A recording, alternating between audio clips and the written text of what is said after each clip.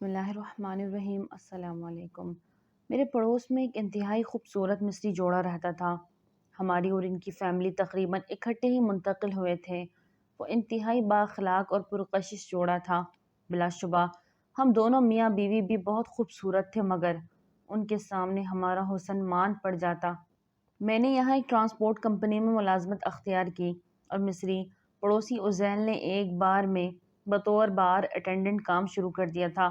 دونوں کی سیلری تقریباً برابر تھی، مگر ان لوگوں کا لائف سٹائل اور کھانا پینا ہم لوگوں سے کہیں زیادہ اعلیٰ تھا، جو کہ بظاہر اتنی تنخواہ میں پورا کرنا ممکن نہ تھا۔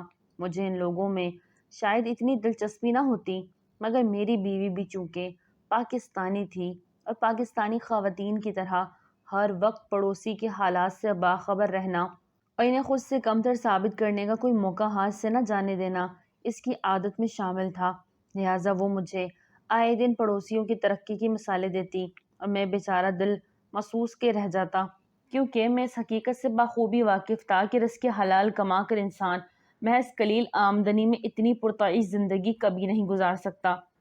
لہٰذا اپنی بیگم کی گلے شکوے سننے کے بعد اسے پیار محبت سے سمجھاتا اور آہستہ آہستہ سمجھانا بھی چھوڑ دیا، کیونکہ میں جان چکا تھا میرے سمجھانے کا بھی کوئی خاص اثر نہیں۔ اچانک سے حالات بدلتے ہیں۔ کچھ ہی سال بعد اتنی ترقی پر پہنچا ہوا عزیل ایک دن میرے دروازے پر آتا ہے۔ اس کے چہرے سے ٹپکتے قطرے اور ٹخنوں سے اوپر کرتا بتا رہا ہوتا ہے کہ وہ ابھی وضو کر کے آیا ہے۔ اسی حالت وضو میں وہ مجھ سے کچھ رقم کا مطالبہ کرتا ہے اور بتاتا ہے کہ اس کے مالی حالات صحیح نہیں ہیں، بچے کی ولادت کا وقت ہے، بیگم سخت تکلیف میں ہے، لہٰذا کچھ مالی مدد کی جائے۔ میں اسے بطور مسلم اپنا بھائی مانتا ہوں۔ اسی وقت اپنی بیگم کو ساتھ لیتا ہوں۔ گھر میں موجود رقم اور ضرورت کی چند اشیاء لینے کے بعد عزیل کے ساتھ اس کے گھر پہنچتا ہوں، جہاں اس کی بیگم سخت تکلیف میں ہوتی ہے۔ ہم اسے اٹھا کر گاڑی میں رکھتے ہیں اور اسپتال چلے جاتے ہیں۔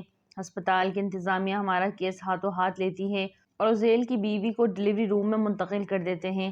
اس کے بعد عزیل ہمارا شکریہ ادا کرتے ہوئے ہمیں کچھ انتظار کرنے کا کہتا ہے اور خود مسجد میں چلا جاتا ہے۔ وہ نماز پڑھ کر واپس آتا ہے۔ تب تک میری بیوی ان پر بھڑاس نکال کر اپنا غصہ ٹھنڈا کر چکی ہوتی ہے۔ میری بیوی کی نظر میں عزیل نے ساری رقم اپنی عیاشیوں پہ اڑا دی تھی اور اس آنے والے بچے کی پرورش تو کیا پیدائش تک کے لیے کچھ بچا کے نہیں رکھا تھا۔ اس طرح کی کئی چلی گٹی باتیں میری بیگم دہرا کر خاموش تھی کہ عزیل بھی پہنچ جاتا ہے اور ہمارا شکریہ ادا کر کے ہمیں فارغ کرتا ہے۔ رقم واپس کرنے کے لیے 1 ماہ کا ٹائم لے لیتا ہے۔ میں عزیل کو میرا بھائی کہہ کر مخاطب کرتے ہوئے بولتا ہوں کہ جب تک میرے بھائی کا بچہ اس دنیا میں نہیں آ جاتا اور میں اسے اٹھا کر پیار نہیں کر لیتا، ہم لوگ واپس نہیں جائیں گے۔ تو وہ ہماری محبت اور خلوص سے متاثر ہو کے ہمیں وہیں بٹھاتا ہے۔ ہم لوگ بیٹھے ادھر ادھر کی باتیں کر رہے ہوتے ہیں کہ عزیل کو نرس آ کر مبارکباد دیتی ہے اور بتاتی ہے کہ تمہارا بیٹا پیدا ہوا ہے۔ اس کے بعد وہ ہم دونوں میاں بیوی کو ساتھ لے کر اپنی بیگم کے پاس پہنچتا ہے، جو اس وقت آنکھیں بند کیے لیٹی ہوتی ہے۔ بچہ انتہائی خوبصورت ہوتا ہے اور میری بیگم اسے گھٹی ڈالنے کی ضد کرتی ہے۔ اسی دوران عزیل ہم دونوں کی گفتگو میں مداخلت کرتے ہوئے مجھ سے بیگم کے متعلق پوچھتا ہے کہ وہ کیا کہہ رہی ہے، تو میں اس کو بیگم کی خواہش کے متعلق بتاتا ہوں۔ بچے کو ماں کے دودھ سے گھٹی ڈالی جاتی ہے، مگر عزیل میری بیگم کو بہن کر کے مخاطب کرتے ہوئے کہتا ہے کہ آپ وضو کر کے آئیں، میں کہیں سے زیتون یا شہد ڈھونڈ کر لاتا ہوں، پھر آپ اسے گھٹی ڈال دیجیے گا۔ میری بیگم اور میں وضو کر کے نماز ادا کرتے ہیں، تب تک عزیل شہد لے کر پہنچ جاتا ہے۔ میری بیگم بچے کے منہ میں گھٹی ڈالتی ہے اور میں بچے کے کان میں اذان کہتا ہوں، تب تک عزیل کی بیگم ہوش میں آ جاتی ہیں۔ ہم میاں بیوی وہ پوری رات عزیل اور اس کی فیملی کے ساتھ بطور کیئر ٹیکر گزارتے ہیں۔ صبح عزیل، اس کی بیوی اور بچے کے ہمراہ واپس آ جاتے ہیں۔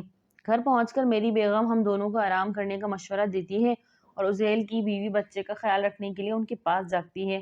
تو گھوڑے بیچ کر سو جاتا ہوں، مگر عزیل 4 گھنٹے بعد اٹھ کر میری بیگم کو گھر آرام کرنے کے لیے بھیج دیتا ہے۔ رات کو 8 بجے کے قریب ہم دونوں میاں بیوی فریش ہو کر دوبارہ عزیل کے گھر ہوتے ہیں اور میں اور عزیل آرام کرتے ہیں، جبکہ میری بیگم بچے اور ماں کے لیے فرینچ فوڈ تیار کر کے ان کو کھانا کھلاتی ہے۔ چونکہ ہم دونوں فیملیز میں تعلقات پہلے سے بھی کہیں زیادہ قریبی ہے، تو میں عزیل سے پوچھتا ہوں کہ تم اتنی پرتعیش زندگی گزار رہے تھے، پھر اچانک اتنے زوال پذیر کیسے ہو گئے؟ میرا سوال سن کر عزیل رونے لگتا ہے اور میں اپنی جگہ پر شرمندہ ہو جاتا ہوں۔ اسے دلاسا دیتا ہوں۔ جب وہ نارمل ہوتا ہے تو مجھے جواب دیتا ہے کہ میں ایک بار میں کام کرتا تھا، جہاں میں اس بار کی مالک خاتون کی غیر موجودگی میں رقم میں ہیرا پھیری سے چرا لیتا۔ مجھے نہیں پتا تھا کہ وہ خاتون میری اس حرکت سے واقف تھی، یہاں تک کہ ایک دن اس خاتون نے مجھے اپنے آفس میں بلایا اور بار کے کیش کاؤنٹر میں پڑی ہوئی کثیر رقم اٹھا کر مجھے دیتے ہوئے کہا، جاؤ فلاں جگہ مسجد بن رہی ہے، یہ رقم اس کی انتظامیہ کو دے آؤ۔ میں نے اپنی مالکن کی بات سننے کے بعد رقم واپس میز پر رکھ دی اور سینہ تان کر چھاتی چوڑی کرتے ہوئے فخر سے بتایا کہ مسجد کی تعمیر یا مسجد میں کسی قسم کی ضرورت کے لیے حرام طریقے سے کمائی گئی دولت خرچ کرنا ممنوع ہے۔ میری مالکن نے میرا جواب غور سے سنا اور پھر سوال دہراتے ہوئے پوچھا کہ ایسا کیوں؟ جس پر میں نے جواب دیا کہ اسلام میں مسجد بنانے کا اجر جنت میں بنے محل کی صورت میں ملے گا، اور جنت میں محل حرام کی کمائی سے نہیں بنایا جاتا۔ میری مالکن نے اب کی بار بھی میری بات غور سے سنی اور پھر گویا ہوئی کہ اگر حرام کی کمائی سے جنت میں محل بنایا نہیں جا سکتا تو پھر حرام کمانے والا اور کھانے والا جنت میں کیسے جا سکتے ہیں؟ میں اپنی غیر مسلم بار مالک کی بات سن کر ششدر رہ گیا اور وہ پھر گویا ہوئی کہ میں تم کو تمہارے کام کی جو اجرت دے رہی ہوں کیا وہ کم تھی؟ کیا میں تمہاری ضروریات کا خیال نہیں رکھتی تھی؟ کیا تمہیں میرے ساتھ کام کرتے ہوئے یہ احساس نہیں ہوتا تھا کہ تم میرے لیے میری فیملی کی ممبرز جیسے ہو؟ میں نے ان سوالوں کے جواب میں فقط اس بات میں سر ہلا سکا۔ میرا جواب سن کر بار کی مالک اس غیر مسلم عورت میں میری تنخواہ میں 10% اضافہ کر کے مجھے کام پر بھیج دیا، مگر میرے دل میں ہلچل پیدا ہو گئی۔ میں نے اسی وقت استعفیٰ دے دیا، گھر آیا، وضو کر کے سچی توبہ کی اور اپنی بیگم کو بھی توبہ طائب ہونے کا کہا۔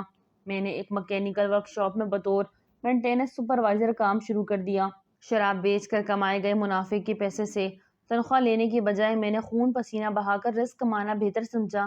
کافی دن فارغ رہنے کے بعد حال ہی میں مجھے ملازمت ملی، لہٰذا نیا ملازم ہونے کی وجہ سے مجھے ایڈوانس ملنے کی بھی کوئی چانس نہیں، جس کی وجہ سے مجھے آپ سے کچھ رقم ادھار لینا پڑی۔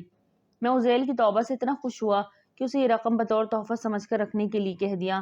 میری بیگم جو اس کی ساری باتیں چپکے چپکے سے سن چکی تھی، اس نے بھی آج کے بعد غیبت کرنے، حسد کرنے اور کسی کو اپنے سے کمتر نہ سمجھنے کے عہد کر لیا۔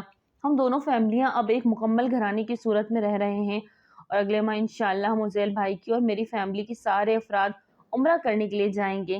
اس عمرے کا سارا خرچ عزیل بھائی اٹھا رہے ہیں کیونکہ انہوں نے اب اپنا کاروبار شروع کر لیا ہے، مجھے بطور مینیجر ساتھ رکھ لیا۔ میں ان کی ترقی دیکھ کر اس بات کا قائل ہو گیا، جتنی برکت رزق حلال میں ہے اتنی طاقت حرام میں نہیں۔ سبحان اللہ۔ اللہ ہم سب کو رزق حلال کمانے کی توفیق عطا کرے، آمین۔ ناظرین ویڈیو اچھی لگے تو لائک کریں، چینل کو سبسکرائب کریں اور دعا میں یاد رکھیں۔ السلام علیکم۔